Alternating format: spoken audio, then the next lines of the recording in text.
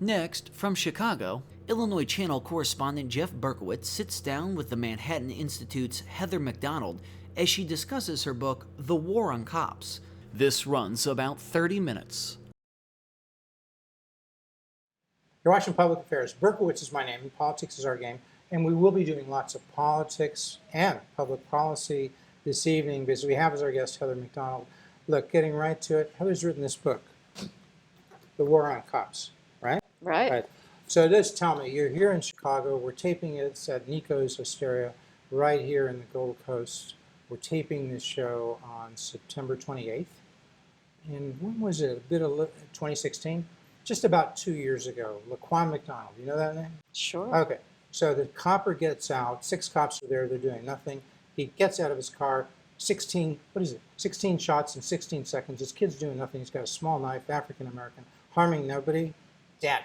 And then there's a cover-up by the state's attorney, I'd say. Okay, not a cover-up, but a year later, she still hasn't indicted. The video, you got to know this after a month or two, murder. A year goes by, nothing from the state's attorney. The mayor keeps the video out. He's reelected. War on cops or war on blacks? Come on.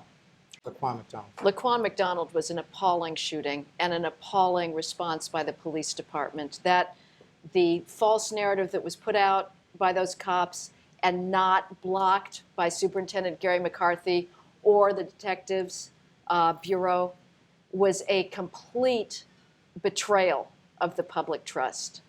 But that's one police shooting. This year in Chicago, 3,000 people have been shot. If the Black Lives Matter narrative was correct, since practically all those 3,000 victims have been black, you would assume that cops are responsible for a considerable part of those shootings. In fact, the cops have shot 18 people, 6 of them lethally, virtually all armed and dangerous. That's 0.6% of all people who've been shot in Chicago. Absolutely, the police need better tactical training, not to have made the appalling tactical decisions that resulted in the Laquan McDonald shooting. But you could remove all police shootings, either in Chicago or in the country as a whole, stop them entirely, and you would have a negligible effect on the black death by homicide rate, because blacks are being killed overwhelmingly by other blacks. Of course, you're right on the numbers. I'd like to see, we'll have somebody from the other side on to give their view, but I'd like to hear what they say in response to your numbers.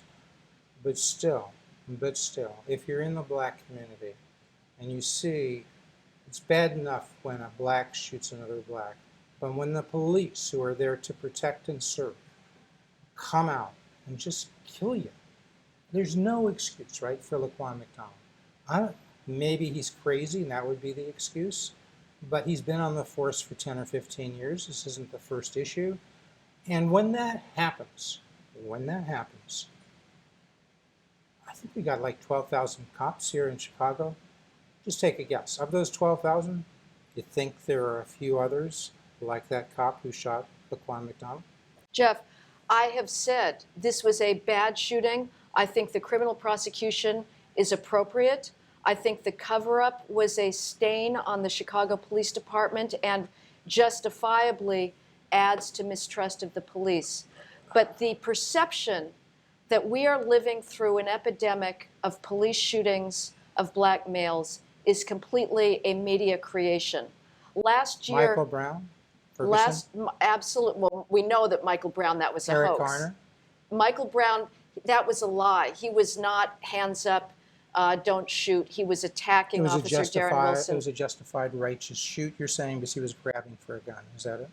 That's what the Justice Department found. Don't take my word for it. People in the community who saw the facts, they were terrified to be served with a grand jury subpoena. They barricaded themselves in their apartments with couches, because if they had told the truth about that shooting, the backlash against them would have been so great. The pressure to maintain the false narrative was so great. That Michael Brown is an appropriate emblem of the Black Lives Matter narrative. because it is the whole movement is based on a lie, which is that there's an epidemic. The whole movement? The idea that movement? we are living through an epidemic of racially biased police shootings of blacks is a lie. And let me explain to you why, Jeff. Okay. Last year, the police shot 987 people fatally. 50% of all victims were white, 26% were black.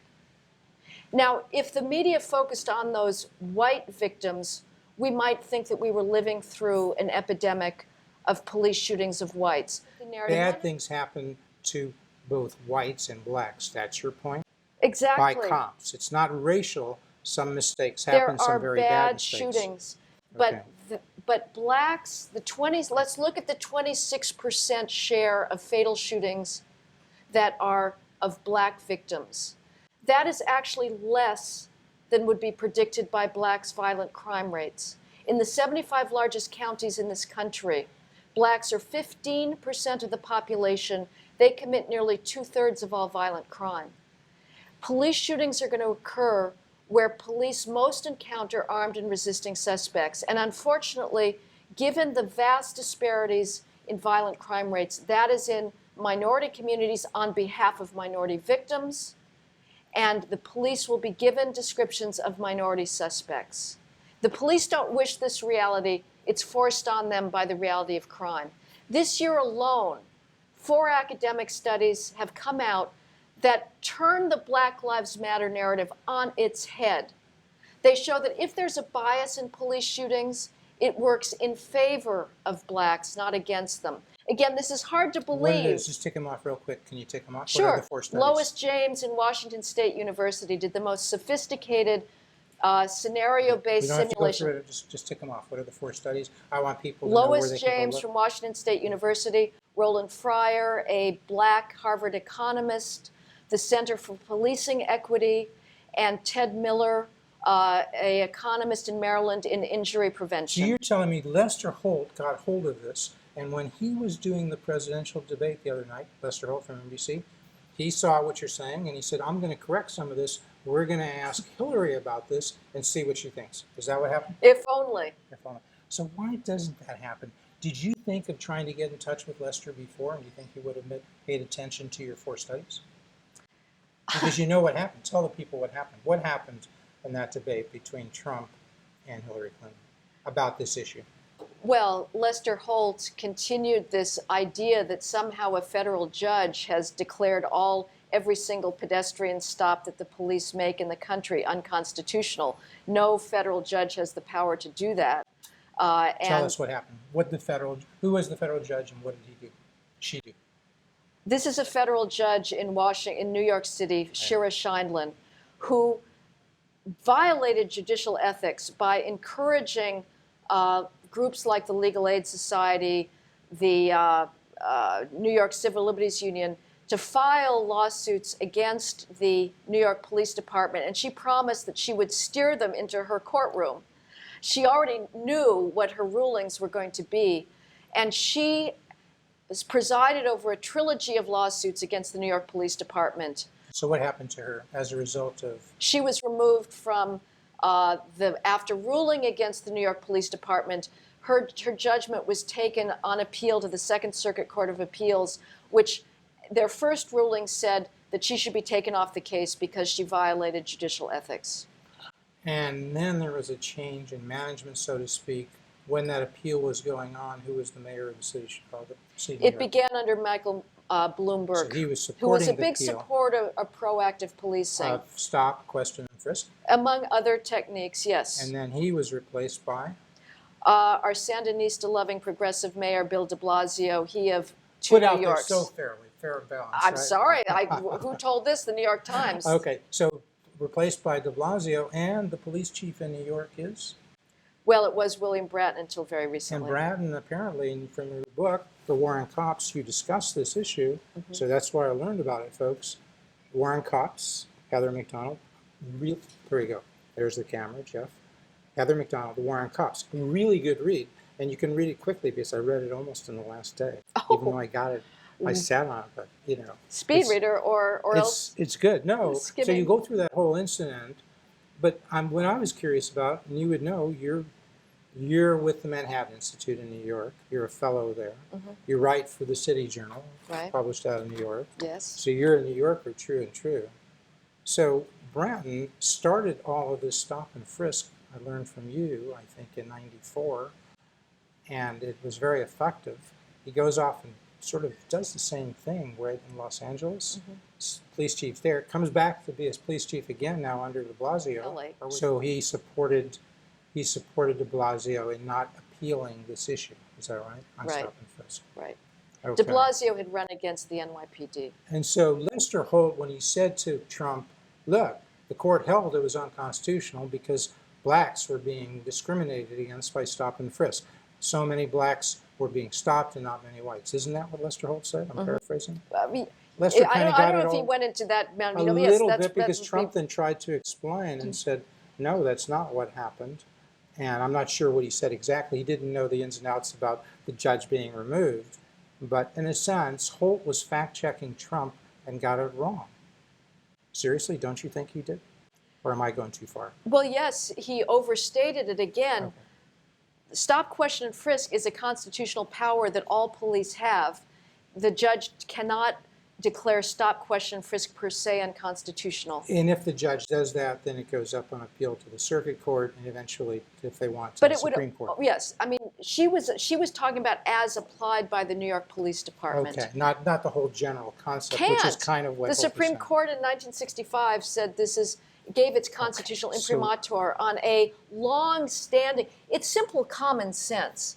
Police officers have to be able to use their knowledge of crime conditions, local communities, suspicious behavior in order to intervene in suspicious behavior before it ripens into a felony. You do not, what's going on in Chicago right now is officers are driving by suspicious behavior. They are driving by the large groups of kids hanging out They're on being corners derelict, fighting. as some Black Lives Matter people now say, because they're not doing this. Aren't some Black Lives Matter people saying the police are being derelict because they're driving by?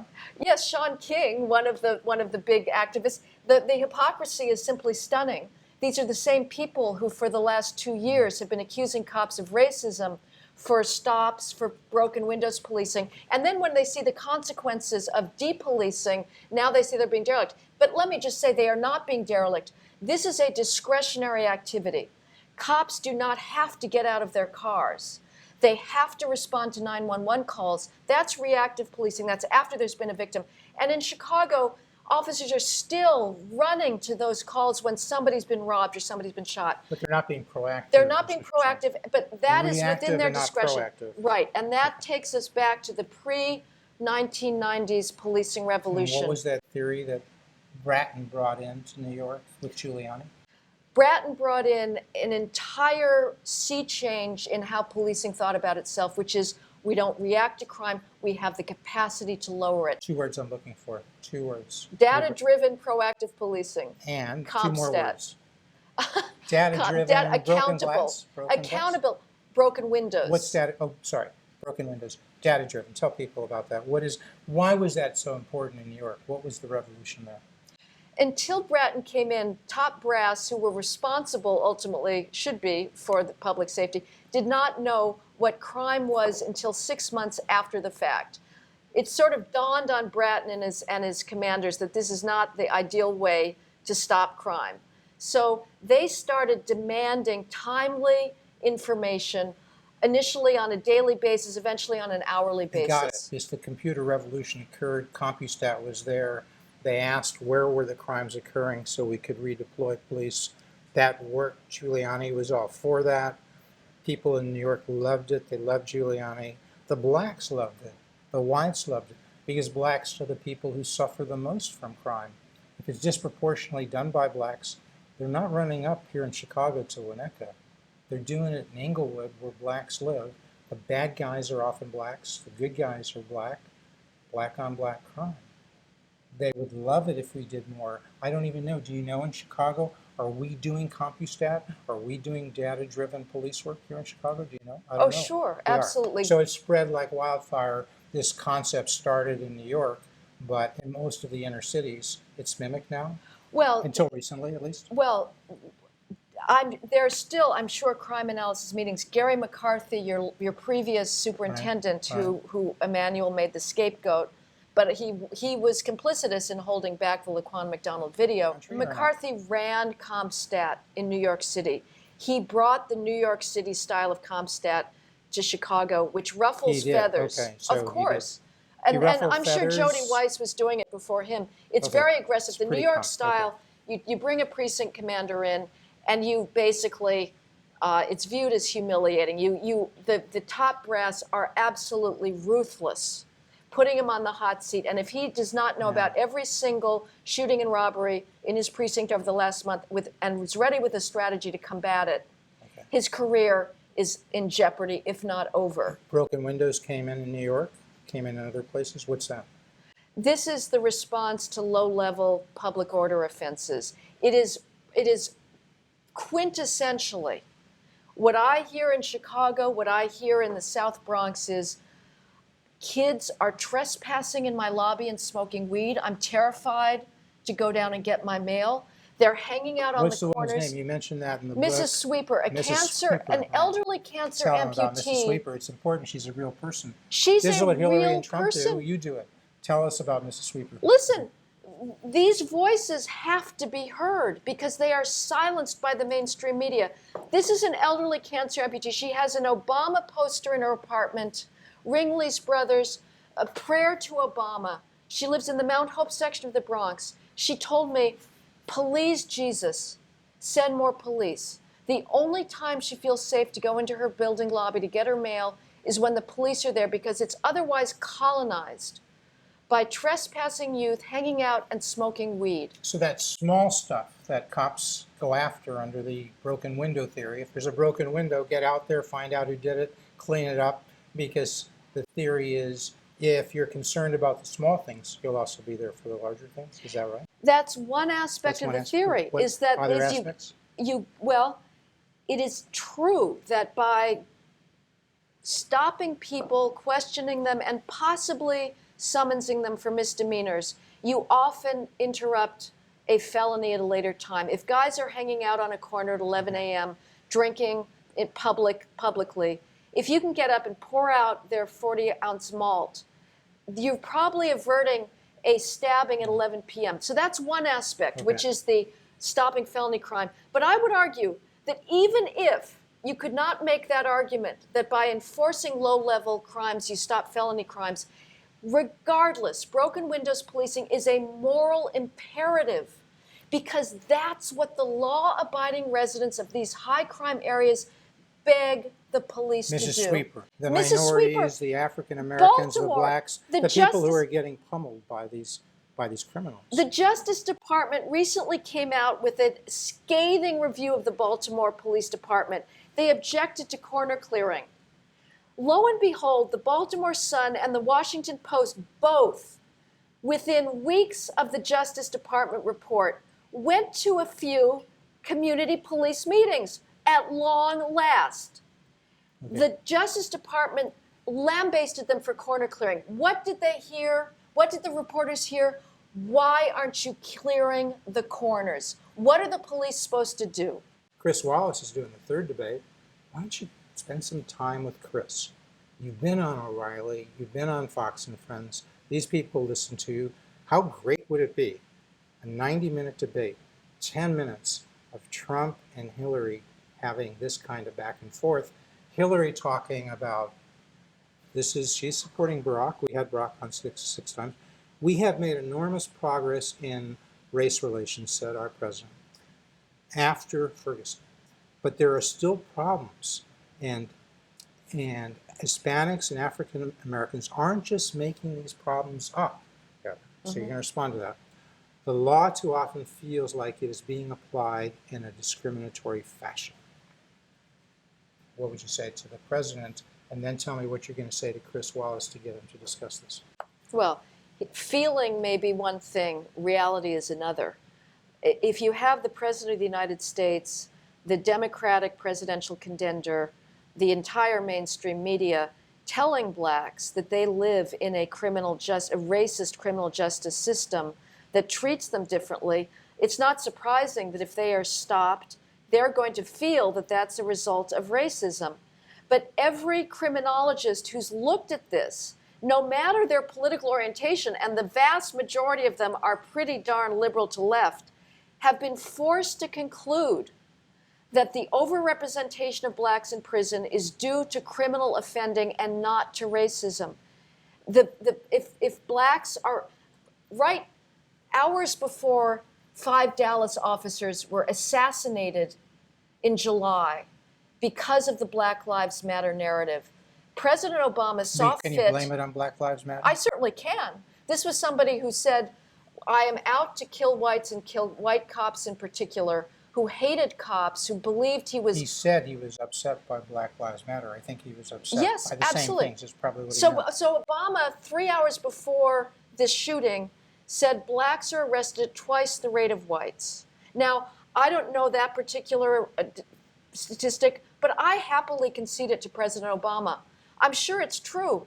Blacks commit homicide at 8 times the rate of whites and Hispanics combined. You're sure of that? You're sure of that? Yes, it's federal data. They commit these things. They're arrested. They're convicted. You don't think it's that we have racist prosecutors, we have a racist judicial system. You think these are righteous convictions, is what you're telling me. Homicides are the gold standard. Blacks die of homicide at 6 times the rate of whites and Hispanics combined. Do we think that's because of racist emergency rooms? No, the bodies are there. The convictions are there. In New York City, this is what victims and witnesses tell the New York Police Department. This is not New York Police Department talking. This is victims and witnesses.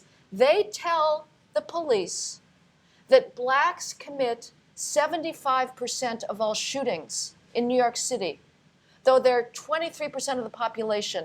Add Hispanic shootings to black shootings, and you account for 98% of all shootings in New York City. Again, I cannot emphasize this enough, Jeff. This is not the police speaking. These are people in those communities giving descriptions of shooters. Whites in New York City are 34% of the population. According to victims and witnesses of shootings, they commit less than 2% of all shootings. Chicago, victims and witnesses tell the Chicago police 80% of all shootings are committed by blacks, though they're less than a third of the population. Whites are the same percentage as the Chicago police population. They commit less than 1% of all shootings. So what is happening now? We're taping this on September 28th. In the last year or two, some people, you might be one of them, contend there's been a spike up. So after a long-term, 2-decade-long, maybe longer decline in crime, we're now seeing in certain areas, in certain inner cities, an increase in the murder rate. Certainly here in Chicago, some would say at least 7 or 8 other areas in Baltimore and D.C., where we've seen adjustments. That is, we've seen less proactive policing because of the war on cops, you might contend. And so we have less of that going on. Crime is coming back. One, is that your view? Let me just put this on the record. Yeah. I coined the term the Ferguson Effect, which is the twin phenomenon of officers backing off of proactive policing under the phony narrative of Black Lives Matter, that they're racist for trying to save lives in black neighborhoods. And as a result of that depolicing, crime shooting up in high crime areas above all black cities. And is this now some speculative hypothesis on my part? No, it is not. This week on Monday, the FBI finally came out with the nationwide data on crime in the whole country that confirms what I have been saying for the last 2 years. So the whole country is spiking now? Is that what you're saying? Homicides nationally are going up. In cities that report data are up 12%. That is almost an unprecedented 1-year increase over the last half century. In some cities between the population of 250,000 to 500, it's up 20%. And if you look at specific cities, it's up much higher. The victims overwhelmingly black. There is no question that the Ferguson Effect is operating in cities today, and unless we change this false narrative, it's going to get worse. Tell me, are there 8, 10, 12, 20 cities, inner cities across the country where you're seeing a spiking of crime in the last year or two? Would that be your contention? Cleveland last year was up 90%. In September, in one month alone, 3 children under the age of 5 were gunned down in drive-by shootings fatally, leading the black police chief to break down in tears and say, we all protest when a police officer kills one of us. Why don't we protest when we kill each other? Milwaukee up 73%, Washington, D.C. up 54%. Chicago last year was up about 25%, I think. This year is going to be about 50%. Some people Minneapolis. Some people contend Chicago is driving the national data. If you take out Chicago, you may have increases, but not so strong. Would you disagree with that statement?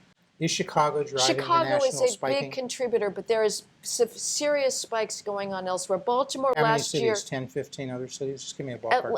10. One study looked at 10. Richard Rosenfeld, who was started out as a Ferguson Effect denier, then had a major change of heart to his credit for the Justice Department, no less, singled out 10 cities with specific. 2 more quick things. Heather MacDonald, Yale undergrad, Stanford Law School, 15 years or so at the Manhattan Institute as a senior fellow, City Journal, regular contributor on education, on race, on education, which we should have gotten to. We'll have you back. Yes, we haven't talked about any of the root causes. I know you understand that and have things to say.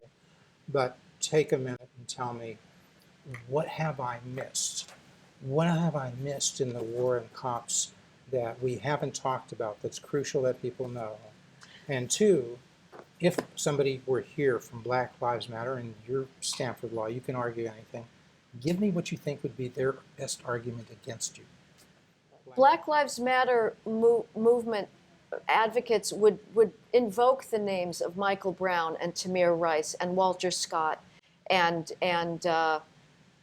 Eric Garner. Some of those names, I completely agree with them. Those were atrocious shootings. You give them that. You can see that. But they will not be able to respond to my statistics.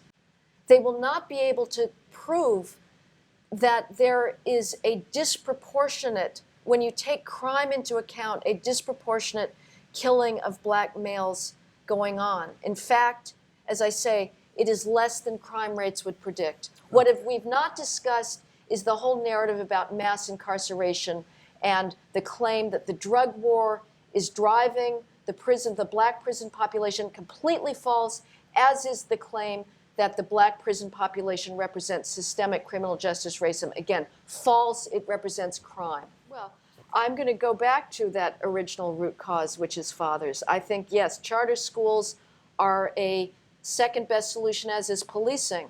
You can eat away at the problem. I believe in KIPP. I like structure. I like order in schools. I like high expectations, no excuse for behavioral improprieties.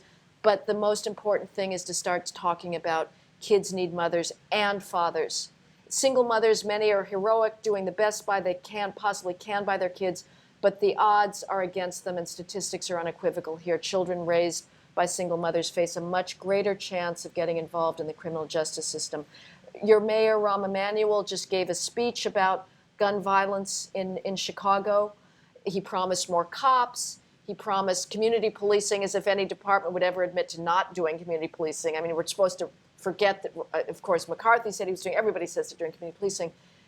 He talked about mentors. He talked about more investment in communities. He did not have the guts to say the one word that really mattered, which is fathers. Mentors are, again, a second best solution. If you want to get at the root cause, boys will tell you they need their fathers.